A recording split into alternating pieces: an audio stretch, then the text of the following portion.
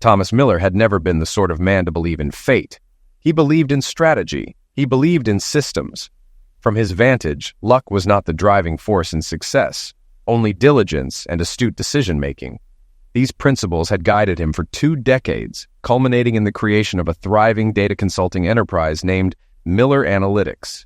He had started the business in a cramped spare room, building small contracts into bigger ones, eventually employing a team of 50 skilled professionals. Their office, situated in a modern mid-rise downtown, provided data-driven solutions to a spectrum of corporate clients. That success had bestowed upon Thomas a certain prestige, but it never made him arrogant. If anything, he took pride in maintaining an unassuming demeanor, an analytical mind behind calm eyes. Yet, for the past year, something had gnawed at him, a quietly growing sense of unease. His marriage to Melanie, once filled with shared dreams and unwavering intimacy, seemed off. He couldn't pinpoint when exactly this shift had started. Perhaps it was a few months after their son Jason had left for college. The atmosphere around the house changed. Melanie grew more distant. She withdrew from long-standing routines and seemed guarded when he asked how her day had gone. Occasionally, he'd catch her on the phone, lowering her voice as he entered her room. Thomas tried to ignore the creeping alarm in his mind. He told himself that marriages evolve and that perhaps Melanie was simply seeking novelty in her own life. Still, doubt lingered. Observing subtle changes was, after all, part of his profession. Late one Wednesday afternoon, Thomas left a board meeting early and drove home. The skies over the suburbs shone a crisp blue, the air warm against the hush of neatly manicured lawns. He parked his black SUV in the driveway, then opened the front door, calling out, "Melanie, I'm home." In the past, she might have rushed over, greeting him with a warm hug. But that day, there was only silence. He found her in the kitchen, phone clutched in her hand. The quick way she tucked the phone behind her back when he entered spoke volumes. "Thomas," she said, a too cheerful lilt to her voice. "I didn't realize you'd be home this soon." Her auburn hair was pinned up in a low chignon, and she wore a fitted blouse and jeans. Casual, yet meticulously put together. Something in her hazel eyes flickered with guilt. Thomas couldn't ignore that feeling in his gut. He let his briefcase settle on the countertop. "Slow day at the office," he replied, trying for nonchalance. "You look startled." She forced a quick laugh. "I was just chatting with someone from the gym." "Everything all right?" he asked, noticing how her posture stiffened, shoulders tense. "Of course. Why wouldn't it be?"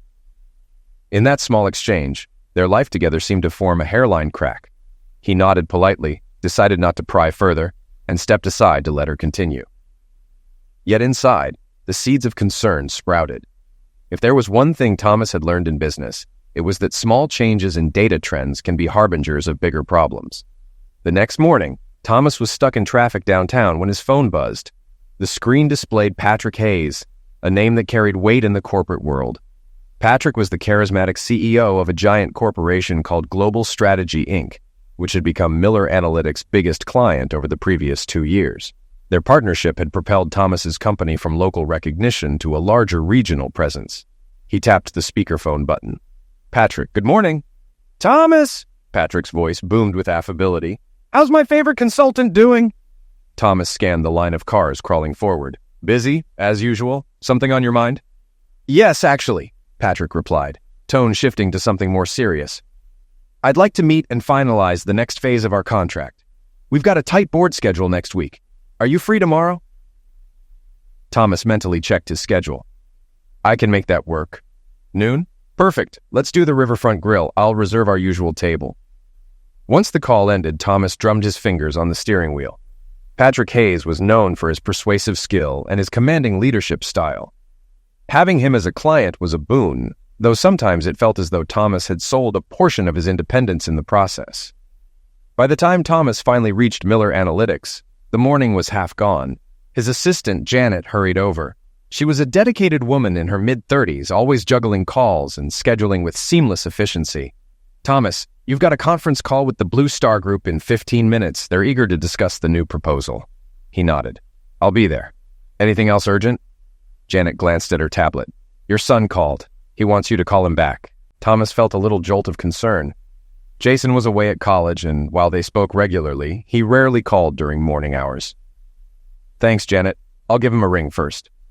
He settled into his office, a corner room with wall-to-wall windows that overlooked the bustling city. It was a space that exuded competence and success, everything carefully arranged. He dialed Jason's number. "Dad," came Jason's voice, bright despite the early hour. "Hey, kiddo, what's up?" "I'm working on a summer project, something that'd be perfect as an internship at your firm," Jason explained. "I figured I'd ask if I could join for a few weeks. Learn the ropes?" Thomas smiled, relief washing over him. "Absolutely. You know you'll have to earn your keep, though. Nothing's free." Jason's laugh on the other end was comforting. "Wouldn't expect otherwise. Great, let's talk details tonight." "Sure thing." With that, the conversation ended, leaving Thomas buoyed by the thought of his son's future. Yet the tension at home lingered in the back of his mind, overshadowing the excitement. That afternoon, Thomas wrapped up the meeting with Blue Star Group, then stepped out to see a familiar figure stepping out of the elevator. Patrick Hayes.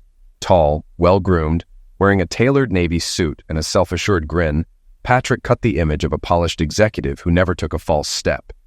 "Thomas," Patrick called, striding confidently forward. "I was in the building meeting another contact.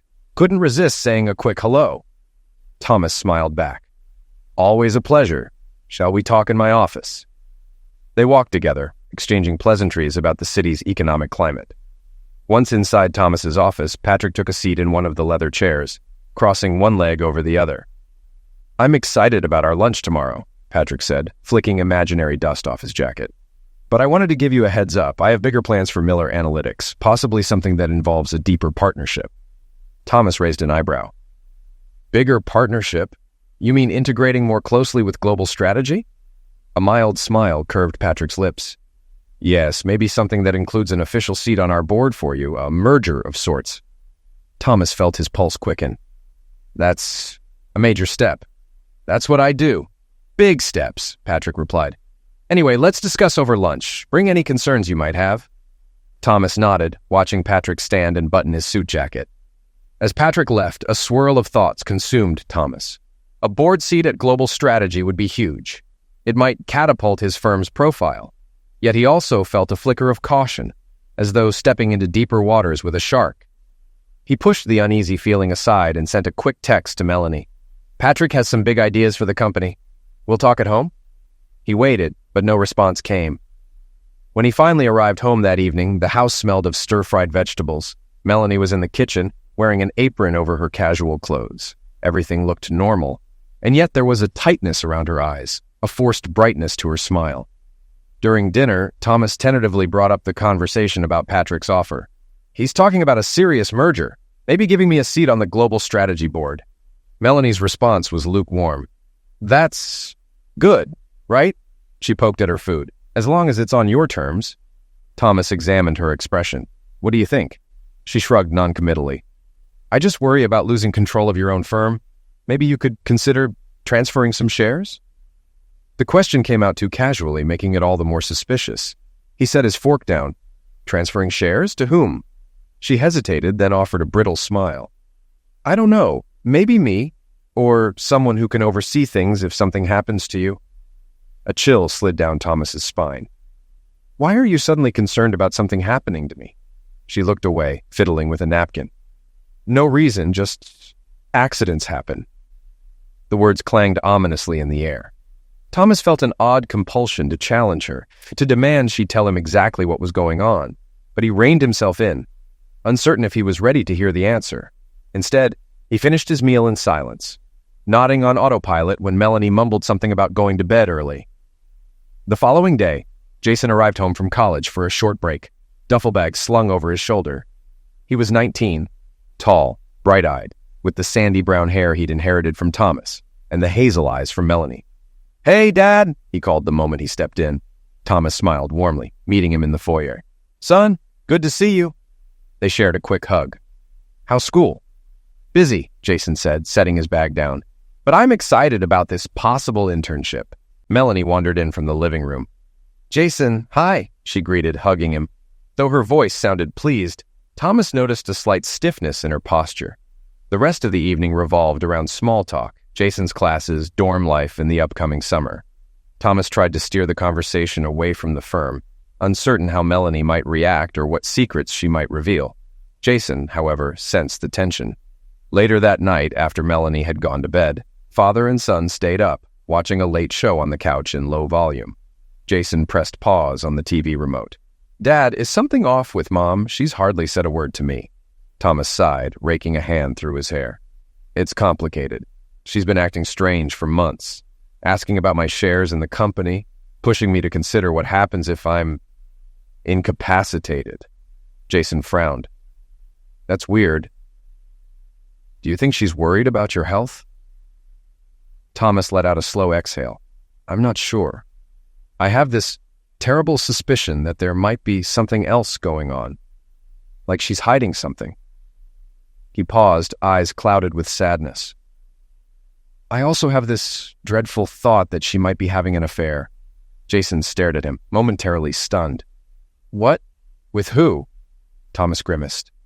"I don't know, but her phone calls, her texts, how she's always stepping out of the room, it all lines up. I can't prove it, but my gut says something is up."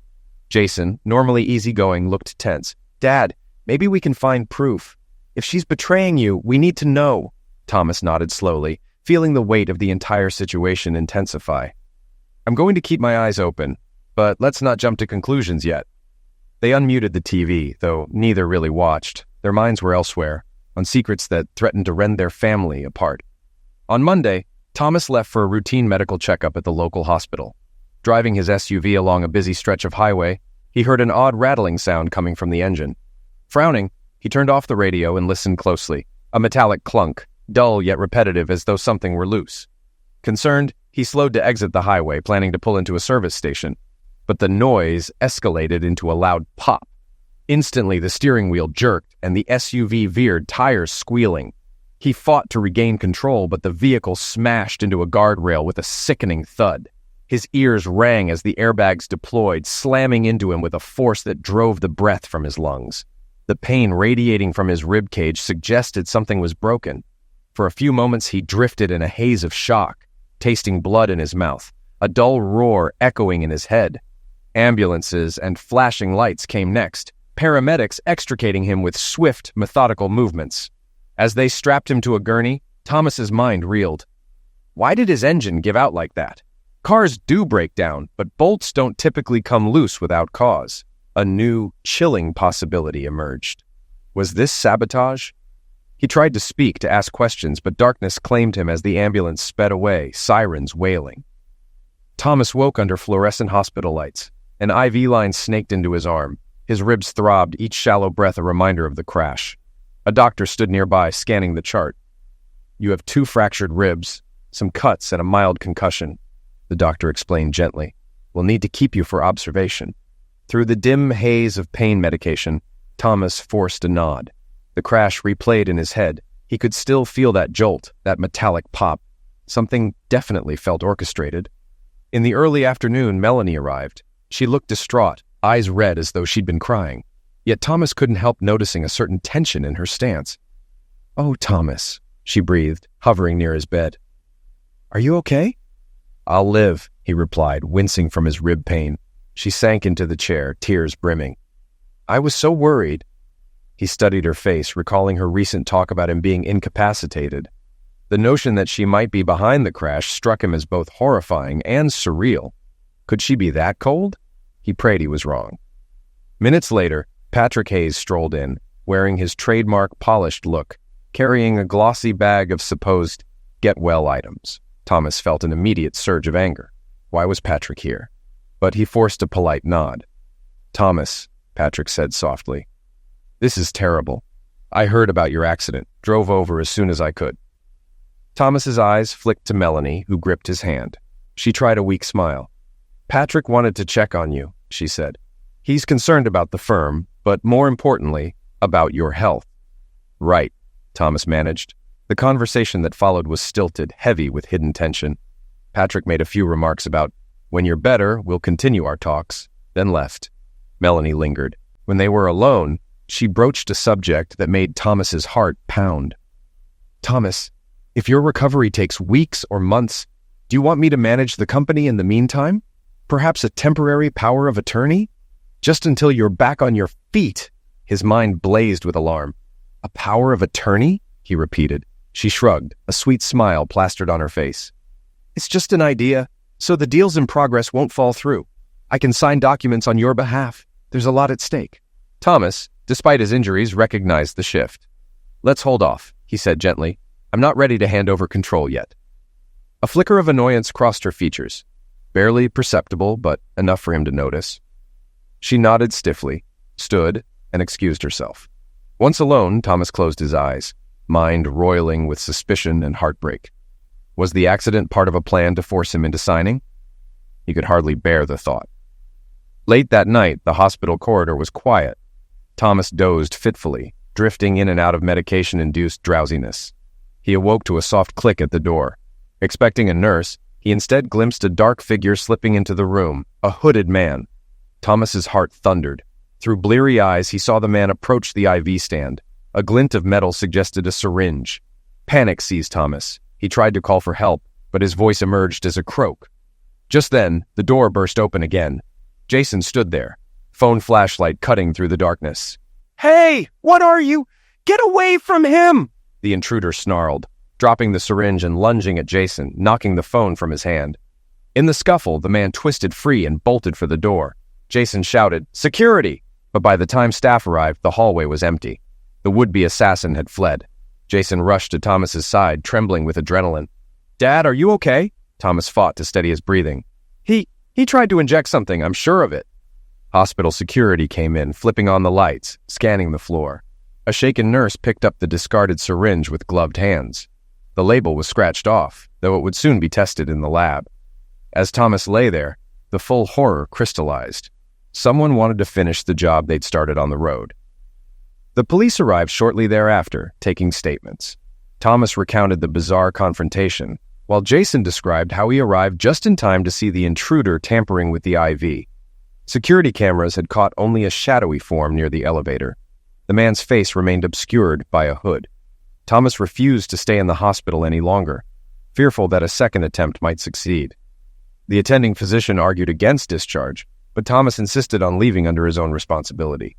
Jason helped him secure a nearby short-term rental apartment, close enough for medical follow-ups without the vulnerability of the hospital environment. Once he was settled into that small studio apartment, father and son had a difficult conversation in hushed tones. Thomas lay on the narrow bed, adjusting the pillows to ease pressure on his ribs. Jason sat in a battered armchair, worry etched into his face. "It has to be Mom," Jason said, voice tight. "Or Patrick. Or both. No one else would benefit from hurting you. Mom's been asking about power of attorney, and you told me about the weird engine failure." Thomas's expression was haunted.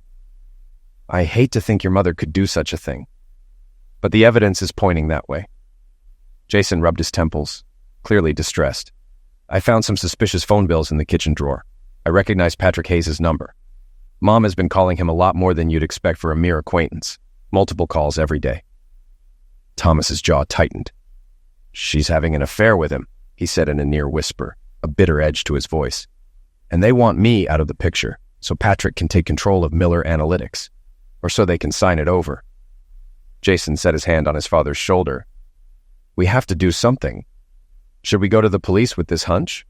Thomas exhaled. "We need harder proof. Right now it's all circumstantial.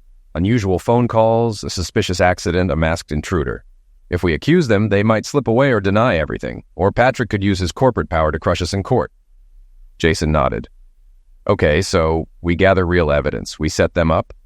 Thomas's eyes narrowed. "Yes, we'll record them or catch them admitting it, something that stands up in court."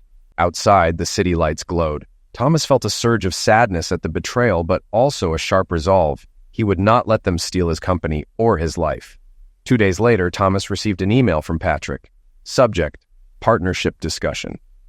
"Thomas, I'd like to move forward with our talks regarding a strategic partnership and potential board seat. Let's finalize terms soon. Perhaps come to my penthouse this Thursday evening, more private, no distractions. Best, Patrick Hayes." Thomas stared at the message on his laptop, feeling both rage and grim determination. This was it.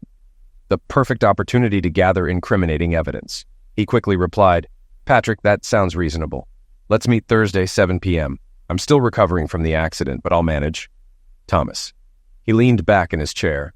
Thursday was 3 days away. That gave him enough time to acquire a covert audio recorder. He needed to provoke Patrick into a clear admission of guilt. The biggest unknown was whether Melanie would be present as well. Just then, his phone lit up. Melanie calling. Thomas let it ring twice before answering. "Yes?" "Thomas," Melanie said softly. "How are you feeling? I was worried when you left the hospital so soon." Thomas forced composure. "I'm doing as well as can be expected. Are you at home?" She paused. "Yes. You never came back." He sensed the guilt and anger in her voice, though she tried to mask it with concern. "I needed peace and quiet," he said. "Look, I know you want me to sign some papers for the firm, but I'm still not sure." Her tone chilled slightly. "Thomas, you're injured, and we can't afford to have deals fall through. I'm just trying to help." He swallowed. "I'll think about it. For now, I have a meeting with Patrick on Thursday. Maybe after that, we'll see." A heartbeat of silence. "Patrick told me," she finally said, voice guarded. "Be careful, Thomas. You never know what might happen." With that, she hung up, leaving Thomas in a swirl of dread. Had she just threatened him? He couldn't be entirely sure, but a chill prickled across his skin. Wednesday night arrived with a thunderstorm rumbling through the city. Lightning streaked across the sky, illuminating the small studio apartment where Thomas was holed up. Jason had returned from a quick run to the electronics store with a discreet, voice-activated recorder. They tested it on the kitchen table, speaking in hushed tones to confirm the device picked up every word. The clarity was decent, and it automatically switched to standby whenever the room was silent. "This should work," Jason said, eyes flicking to the doorway as if expecting an intruder. "When you talk to Patrick, get him comfortable. Let him brag or reveal the sabotage. Once you have enough, we can involve the police." Thomas nodded, tension mounting. "I'll hide it in my jacket pocket." He carefully flipped it off, preserving battery until the crucial moment. "If something goes wrong, I'll text you or call. You'll have the police on standby." Jason licked his lips nervously. "Right. They'll be ready, but we need probable cause. A confession on tape is about as strong as it gets." Thomas put a hand on Jason's shoulder. "Thank you. I never wanted you involved in something like this, but I have no choice." Jason managed a grim half-smile. "We're in this together, Dad." That night, Thomas slept fitfully. The thunder and lightning an unsettling backdrop to the fear that Thursday's meeting might be his last. Yet a kernel of determination burned within him. He'd built Miller Analytics through grit and intelligence. He would not let a traitorous wife and a power-hungry CEO destroy it all. Thursday, 7 p.m. Thomas stepped into the private elevator that led to Patrick Hayes' penthouse. Each upward motion of the elevator felt like ascending toward the unknown. He wore a dark blazer draped loosely to accommodate the bandages around his ribs, and inside the left breast pocket lay the tiny recorder, switched on. The elevator door slid open into a foyer of polished marble floors and minimalist decor. Through expansive windows, the city glittered below, the lights casting reflections on the pristine surfaces. Patrick awaited him in the living area, a gleaming, modern space with austere black leather furniture. "Thomas," Patrick said, flashing a charismatic smile. "Glad you could make it. How's the recovery?" Thomas forced a polite nod. "Better, bit by bit." Patrick gestured for him to sit. A single folder rested on the sleek coffee table, presumably containing contracts. Thomas's gaze flicked to it. The sense of danger was palpable. They exchanged pleasantries about the new potential deals, the expansion of global strategy, and the synergy with Miller Analytics. All the while, Thomas steered the conversation closer to personal stakes. At one point, he said softly, "My accident put things into perspective. I realized how vulnerable I am." Patrick's gaze narrowed. "Yes, that was unfortunate, but I'm sure everything will be fine now." Thomas studied him. "It made me wonder if there were forces at play, someone trying to nudge me into signing over control of my firm." "You wouldn't know anything about that, would you?" Patrick chuckled, lifting a crystal glass of whiskey to his lips. "Thomas, you're paranoid. No one wants you dead. They might want your shares, your position. But that's just business. People do ruthless things." Thomas felt adrenaline spike. He forced a wry grin. "So you admit that someone could orchestrate an accident?" Patrick shrugged.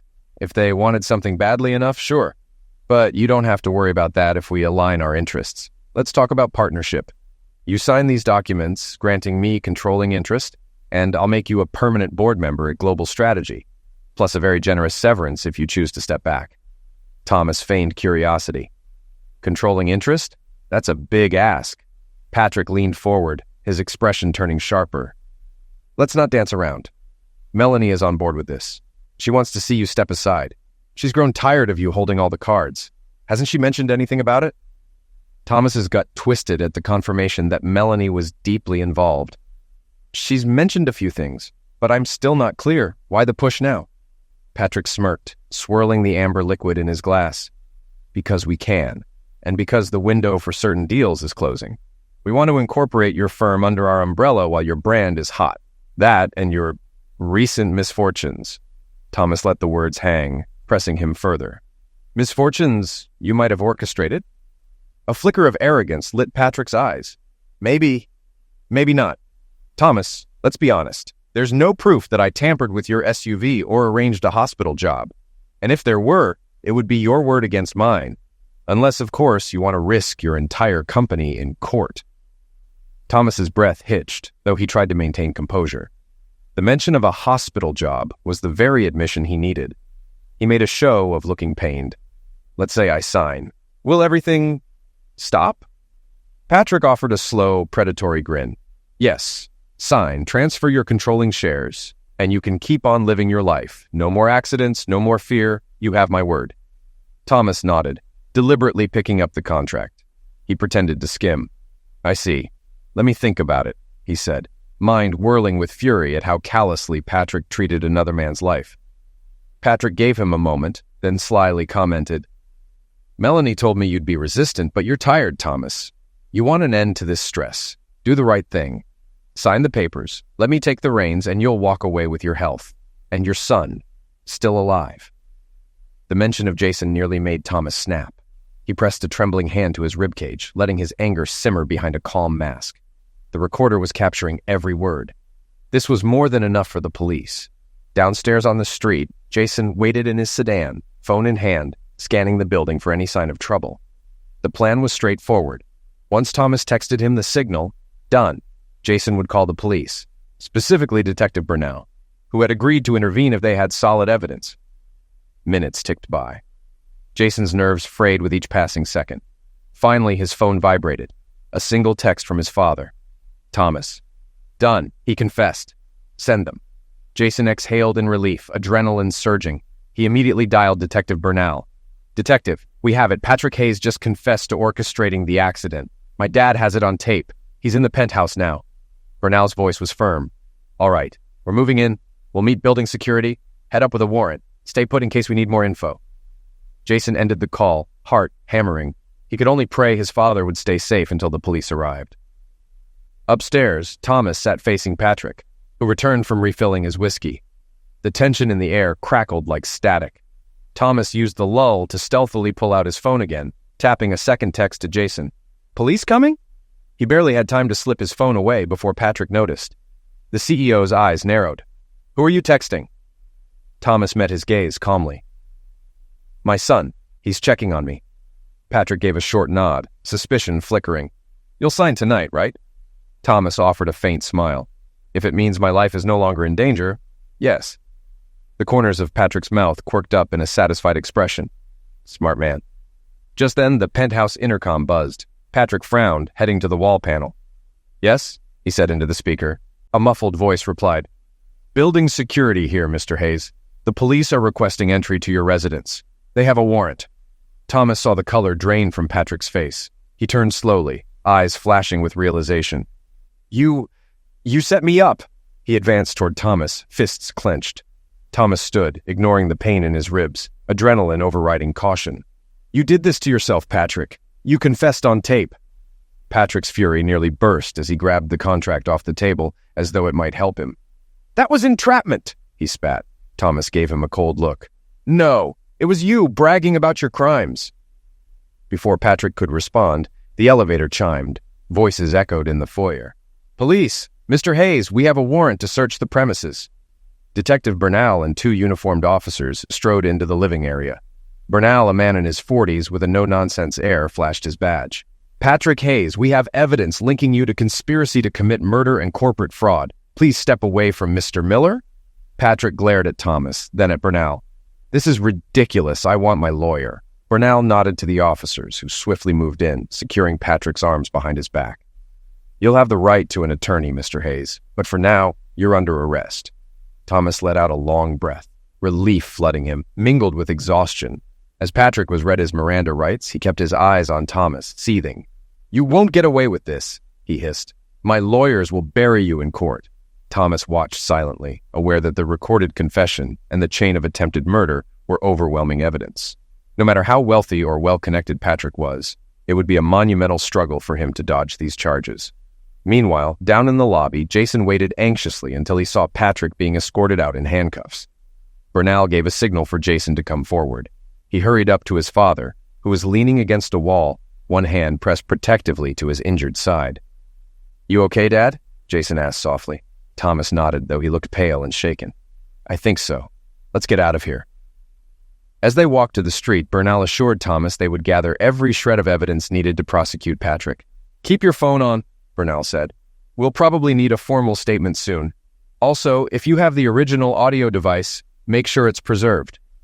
Thomas promised to cooperate fully. He and Jason slipped away from the scene, overshadowed by swirling media vans that had begun arriving, drawn by the sirens and rumors of a high-profile arrest. A storm of revelations was about to break in the corporate world. But for Thomas, one crucial piece remained: Melanie. Thomas felt simultaneously vindicated and hollow. He returned to the short-term rental with Jason, collapsing onto the sofa. The adrenaline of the confrontation drained away, replaced by the dull ache of physical injuries and emotional wounds. Jason, pacing the small living room, finally spoke. "Dad, we have Patrick. But what about Mom?" Thomas stared at the ceiling. "She's just as guilty. We have the phone records. We also have your discovery of that suspicious folder, the emails referencing a hospital job. Patrick basically admitted her involvement. The police can charge her too." Jason swallowed hard. "We have to do it, right?" Thomas's eyes stung. He nodded. "Yes, it breaks my heart, but we can't ignore her role in this. She wanted me gone." He paused, the memory of his wife's face flashing in his mind. "I'd rather see her in court than planning another accident." Later that night, he called Detective Bernal. The detective answered on the first ring. "Thomas, I was about to call you. We found references on Patrick's phone about your wife. He calls her M. We suspect she was intimately involved. We'll need your help locating her." Thomas's voice sounded hollow to his own ears. "She should be at our family home. If not, I'll find her." Bernal thanked him and said, "We'll pick her up.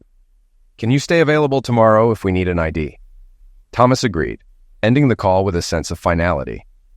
He exhaled, feeling a sharp pang in his chest, not from the ribs, but from the heartbreak of what was to come. That night, father and son tried to rest, but neither found real sleep. The next day, mid-morning, Detective Bernal and a colleague, Detective Yu, arrived at the Miller home in an unmarked police car. Thomas and Jason accompanied them, hearts pounding as they pulled up the quiet suburban street. The house looked idyllic from the outside. Flowers blooming along the driveway, trimmed hedges, a calm sense of normalcy. No one would guess the occupant was suspected of conspiring to kill her own husband. Bernal and Yu approached the front door while Thomas and Jason hung back near the walkway. Thomas's stomach churned as Bernal rang the bell twice before Melanie appeared. She wore a casual blouse and jeans, hair pulled up, face devoid of makeup. Seeing the detectives, she faltered. Then her eyes slid past them, spotting Thomas and Jason standing behind. A flicker of fear crossed her features. "Yes?" she asked, voice trembling. Bernal displayed his badge. "Melanie Miller, we have questions about an ongoing investigation. May we come in?" She attempted composure. "What is this about? I don't know." Bernal's tone was polite but firm. "Let's speak inside." Stepping back, Melanie glanced once more at Thomas, a silent plea in her eyes. Inside, the living room was tidy and bright, the same space where many family memories had been formed. Thomas fought an urge to look at the framed photos on the mantel. Him, Melanie, and Jason, smiling on a beach vacation years ago. Detective Yu began. "Mrs. Miller, we have substantial evidence that you participated in a conspiracy to sabotage your husband's vehicle, among other charges. Patrick Hayes has been arrested, and we have records of your communications. We're placing you under arrest." Melanie's face blanched. "No," she breathed, glancing at Thomas. "Thomas, I can explain. I never wanted you hurt. Not really." Thomas's voice cracked. "You were complicit, Melanie. You and Patrick tried to kill me." Tears streamed down her cheeks. She sank onto the couch as Bernal read her the Miranda rights. "Please," she said brokenly. "It was Patrick's idea. He threatened me. I didn't know how to stop it." You produced the damning evidence. Printed emails with her name, phone logs, references to accident arrangement. Melanie sobbed, covering her face, but the detectives weren't swayed. When they guided her out in handcuffs, neighbors peered from behind curtains in shock. Jason stood, arms crossed tightly, eyes filled with hurt rather than anger. As the squad car pulled away, Thomas stared, tears burning at the corners of his eyes. This was the woman he had married, the mother of his child, now revealed as an enemy. The arrests of Patrick Hayes and Melanie Miller sent shockwaves through the local business community. News outlets clamored for statements. Rumors flew that a high-profile CEO had orchestrated a lethal plot, aided by his lover, to seize control of a thriving consulting firm. Thomas found himself inundated with calls from clients, employees, and journalists. He released a terse statement confirming that Patrick Hayes and Melanie Miller have been apprehended under suspicion of attempting to sabotage the leadership of Miller Analytics. No further details were given, citing an ongoing investigation. Emotionally, Thomas felt raw. He stayed in the short-term apartment, visiting the office only sporadically to keep the business running. He faced repeated flashbacks of the crash, the hospital infiltration, and the moment Melanie had been led away in cuffs. Jason, meanwhile, stepped up in a way Thomas had not fully expected. The young man had always been bright, but now he showed resilience and a surprising knack for crisis management. With Thomas's physical injuries still healing and his emotional state frayed, Jason became an unofficial coordinator at Miller Analytics, ensuring day-to-day tasks proceeded smoothly. Employees admired his composure and loyalty, especially under such chaotic circumstances. One evening, after a long day of damage control, Jason joined Thomas in the small apartment. Thomas sat on the couch, remote in hand, flipping aimlessly through channels without watching. Jason dropped onto the adjacent armchair. "How you holding up, Dad?" he asked quietly. Thomas shrugged. "Better physically, but everything else is a mess. I can't wrap my head around how your mother got to that point." Jason gazed at the floor. "I don't know. Maybe she felt overshadowed, or Patrick promised her a life she thought she deserved." He let out a pained sigh. "It doesn't excuse it." They shared a long silence. Eventually, Jason straightened, an idea forming in his eyes. "Dad, the board is uneasy. Some clients have threatened to pull out, worried about the scandal. We need a stable figure at the helm, someone to reassure them. That might be me." Thomas studied him. "You're 19. "I know, but I've been around the company enough. I'm majoring in business and tech. We can position me as interim CEO, with you as an advisor until you're fully ready. It might calm everyone down, seeing that the Miller family still stands strong." Thomas smiled faintly. "You think you can handle it?" Jason, though clearly nervous, nodded. "With your guidance, yes. I believe in the company and its people." Thomas felt an immense surge of pride. "Then let's do it. I'll talk to the board members I trust. We'll push for an interim structure." Jason exhaled, relief and determination mingling. They had lost so much, but father and son were forging a path forward. The next board meeting of Miller Analytics took place in a glass-walled conference room on the 20th floor of their building. The midday sun illuminated the polished table and the anxious faces of the board members. Thomas, wearing a brace around his ribs, introduced Jason formally as the proposed interim CEO. Some members gasped. Jason was quite young, fresh out of his first year of college. But Thomas spoke with conviction, addressing each concern. "I'll remain as an advisor, ensuring no major decisions occur without oversight. However, I'm not fit to run the day-to-day right now. Jason's been an integral part of stabilizing the firm since the scandal broke." Jason pitched in, describing strategies for restoring client confidence, emphasizing transparency, and reassuring them that the sabotage scandal was contained to outside forces, namely Patrick and Melanie. A few skeptical members challenged him, but he calmly cited his knowledge of the firm's operations and the spirit of innovation he wanted to bring. After an hour, the board voted. With Thomas's urging and the sense that no better alternative had emerged, Jason was approved as interim CEO. Walking out of that conference room, father and son exchanged a look, exhausted yet hopeful. "We did it, Dad," Jason said quietly, a tremor of excitement in his voice. Thomas mustered a nod. The act of relinquishing direct control was bittersweet. He loved the company he'd built, Yet he also felt relief in delegating leadership while he recovered. From that day on, Jason took over day-to-day operations, surprising many by how quickly he adopted a professional demeanor. Senior employees guided him, while Thomas provided counsel from the sidelines. Slowly, new clients showed interest, impressed by the strong father-son dynamic and the story of resilience in the face of betrayal. Meanwhile, the legal gears turned swiftly. Patrick Hayes, once the revered CEO of Global Strategy, languished in jail, awaiting trial on charges of conspiracy to commit murder, fraud, and more. Investigators found more incriminating evidence on his personal devices, lists of business rivals, notes on intimidation tactics. His downfall became a grim, cautionary tale in the corporate scene. Melanie Miller's situation was equally dire. Held in a county detention center, she faced a barrage of charges matching Patrick's: conspiracy, attempted murder, accessory to sabotage. Both she and Patrick maintained some measure of innocence, blaming each other. Melanie's lawyer claimed she had been coerced, an argument that might reduce her sentence but not eradicate her guilt. Thomas avoided direct contact with Melanie. The emotional toll was too high. Once, he might have wanted closure or an explanation, but now he could barely stomach the thought. Jason, too, struggled with the knowledge that his own mother had put his father's life at risk. Soon, the press shifted their focus to new scandals, leaving Thomas with the aftermath, a swirl of legal depositions, statements, and the fracturing of his family. He continued therapy for his injuries, both physical and psychological, determined to heal fully. One late afternoon, as he rested in the apartment, he received a call from an unknown number. Upon answering, a female voice spoke. "Thomas, it's me, Melanie." His heart lurched. "How are you even calling?" he asked stiffly. She sniffled. "I had one phone call I could make. I just want to tell you I'm sorry. I never should have." He swallowed, pain flaring in his throat. "Stop. I can't hear this right now. You tried to kill me, Melanie. Our marriage is over. The rest is up to the courts." She sobbed softly, voice cracking. "Thomas, please." He ended the call, tears burning his own eyes. Guilt, rage, and sorrow clashed inside him. He hadn't just lost a wife. He'd lost the life he'd thought was real.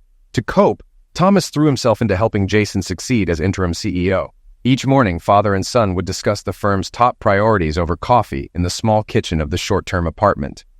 Thomas's chest still ached, but he found a new sense of purpose in guiding Jason. Under Jason's leadership, Miller Analytics adopted fresh initiatives, using advanced data visualization tools for clients, expanding into remote consulting, and forging alliances with smaller niche companies.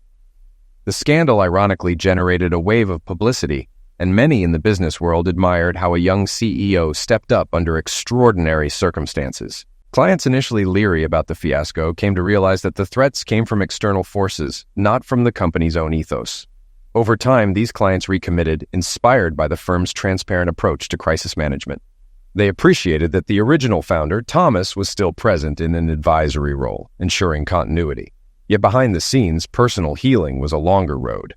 Thomas woke some nights drenched in sweat, haunted by nightmares of a masked intruder leaning over his hospital bed. At other times, he recalled how Melanie's eyes had sparkled on their wedding day, how they had once laughed together about silly, mundane troubles. The memory of her involvement in sabotage formed a constant ache. Jason, too, grappled with the emotional weight. Sometimes, he'd lock himself in the office restroom, tears flowing as he tried to reconcile the mother he had loved with the criminal in custody. But each time he emerged, he squared his shoulders and continued leading. Thomas insisted on a session with the company employees to address the crisis openly. Standing beside Jason, he spoke in a calm yet firm tone. "What happened here was the result of greed and betrayal from outside, but that doesn't define us. Miller Analytics is about integrity. My son and I stand committed to that principle." The employees clapped, some tearful, others hopeful. Morale, battered by the scandal, began to mend. A few weeks later, Thomas faced the official sentencing hearings for both Melanie and Patrick. He arrived at the courthouse with Jason. Cameras flashed, reporters shouted questions, but father and son moved swiftly inside. The tension was thick as they sat in the gallery, awaiting the judge. Patrick's case came first. Evidence was overwhelming. The recorded confession, phone logs, suspicious financial transactions tied to sabotage attempts. His lawyers spun tales of entrapment and coercion from an unnamed third party, but the judge was unmoved. Patrick Hayes was found guilty of conspiracy to commit murder, attempted murder, and fraud. He would spend decades in prison. Then came Melanie's turn. She pleaded guilty to lesser charges in exchange for testifying against Patrick, but the judge was stern. She was sentenced to a significant prison term, albeit shorter than Patrick's, given her late cooperation. Thomas watched in stony silence as she was led away, head bowed. Though heartbreak crushed him, he also felt relief. No more hidden threats, no more vile conspiracies lurking. She was gone, and so was Patrick. The future, for the first time in months, felt open. Over the next several months, Thomas poured his energy into convalescence and emotional recovery. Physical therapy sessions helped restore mobility in his ribs. Counseling sessions helped mend the psychological scars, though some wounds might never fully heal. Jason, with the backing of the board, continued to flourish in his role. He had a knack for leveraging technology to optimize data consulting services. Word spread that Miller Analytics, under this fresh leadership, was forging new ground. The growth rate ticked upward, ironically spurred by the publicity surrounding the scandal's resolution. Though Thomas had once dreamed of leading his company for decades, he found himself increasingly content to be an advisor. He offered guidance during strategic meetings, occasionally traveling to meet key clients, but he let Jason handle the day-to-day hustle. The father-son bond also deepened through this shared hardship. They recognized a mutual respect for each other's strengths, Thomas's seasoned wisdom and Jason's youthful innovation. In the aftermath of betrayal, their relationship became a pillar of trust. One quiet afternoon, Thomas invited Jason to join him at a nearby coffee shop. They chose a corner table, the hum of soft music in the background. As they sipped cappuccinos, Thomas said, "I've decided to take a real break, maybe travel." Jason raised an eyebrow. "Travel? Where to?" Thomas shrugged. "No plan yet. Maybe a national park. Clear my head. I need to find myself outside the shadow of all this drama." Jason nodded. "I think that's a great idea. The board and I can handle the firm while you're gone. You deserve a rest." Thomas smiled, a weight lifting. "Thank you, son." They lingered, discussing future expansions for the firm, recent victories, and the idea of Jason finishing his degree while still juggling the CEO role, perhaps part-time classes or an online program. Life was far from simple, but for the first time in ages, it felt brimming with possibility rather than fear. Several weeks passed, and the final chapters of the legal battle wound down. Patrick's official sentencing ended with a maximum penalty for his orchestrations. Numerous victims from other corporate sabotage instances also surfaced, painting him as a serial manipulator. Melanie, through her confession and partial cooperation, reduced her sentence slightly, but would still serve a significant term. Thomas quietly filed for divorce, the process going almost uncontested given Melanie's incarceration. The sorrow of it was immense. He'd truly believed they would grow old together. But no marriage could withstand such betrayal. On a sunny Saturday afternoon, Thomas and Jason stood outside the Miller home, which had lain mostly vacant since Melanie's arrest. They'd come to decide whether Thomas would keep it or sell it. Walking through each room, Thomas experienced a cascade of memories, some joyous, some now tinged with bitterness. In the living room, he paused at a photograph. Young Jason, perched on Thomas's shoulders, both of them grinning widely on a family vacation. Melanie stood beside them in the photo, smiling brightly. Thomas felt a punch in his gut. How had it all gone so wrong? Jason cleared his throat, standing behind him. "Dad, do you want to keep the house?" Thomas set the photo down carefully. "I don't think I can. Too many memories. I'd rather start fresh somewhere else." Jason nodded, placing a comforting hand on his father's shoulder. "Okay, we'll list it then." They spent the next few hours boxing up old belongings, some to keep, some to donate. When they eventually closed the front door, Thomas felt a strange mixture of relief and finality. Over the following weeks, the house went on the market, and Thomas located a new, smaller place, one that overlooked a park and fit his simpler needs. He felt an odd sense of liberation, as if stepping out from under a heavy burden. With Patrick Hayes and Melanie Miller behind bars, Miller Analytics thrived under Jason's watchful leadership. Though still young, he embraced mentorship from experienced executives, cultivating a forward-thinking culture. Colleagues praised his even-tempered approach, a blend of idealism and practicality. Thomas gradually found a measure of peace. He took a 2-week trip into the mountains, staying at a rustic cabin where he hiked during the day and reflected at night. The fresh air and expansive views helped him heal the invisible wounds. He returned with a new resolve to live life on different terms, less about constant vigilance, more about savoring each moment. That didn't mean burying the trauma, but rather acknowledging it as part of his story, a testament to what he'd survived. One crisp autumn evening, father and son met up at a local restaurant. They chose a table by the window, the leaves outside turning shades of gold and red. Over plates of salmon and roasted vegetables, Jason filled Thomas in on the company's latest expansions. "We're finalizing a deal with an international tech firm," Jason said with excitement. "It's going to open up markets across Europe. We've never had that kind of reach before." Thomas grinned. "That's fantastic. You're doing an incredible job." Jason's expression softened. "I'm building on what you created. You know, employees still talk about your leadership style, how you used to personally mentor them." Thomas sighed, swirling his drink. "I miss it sometimes, but I'm proud of you. You've taken it further than I ever imagined." They clinked glasses, father and son united in the aftermath of a nightmare that had nearly shattered them. Memories of the betrayal still lingered in the shadows, but overshadowed now by hope, perseverance, and a renewed sense of unity. After dinner, as they walked out into the crisp night air, Thomas paused on the sidewalk. The city lights glinted above them, reminiscent of the night he had confronted Patrick in the penthouse.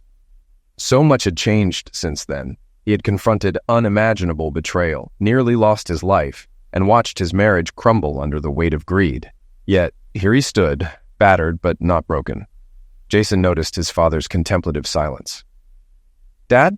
Thomas turned with a faint smile. "I'm just glad we got through it," he said quietly. "We have a future, you and I. Miller Analytics will keep thriving and we'll keep living our lives." Jason nodded, returning the smile. "We sure will." They started walking again, shoulders squared against the night chill. Around them, cars whooshed past, neon signs blinked, and city dwellers bustled by, each with their own story. Thomas felt a warmth in his chest, something he hadn't felt in a long time. Gratitude for survival, for justice, and for the unbreakable bond between father and son. Though the scars would remain, both physical and emotional, Thomas had no doubt that they had stepped onto a new path, a path free from deceit, built on trust and resilience. In that moment, he realized that yes, tragedies can strike and illusions can crumble, but with truth, determination, and the support of those who truly care, one can rise from the wreckage stronger than ever.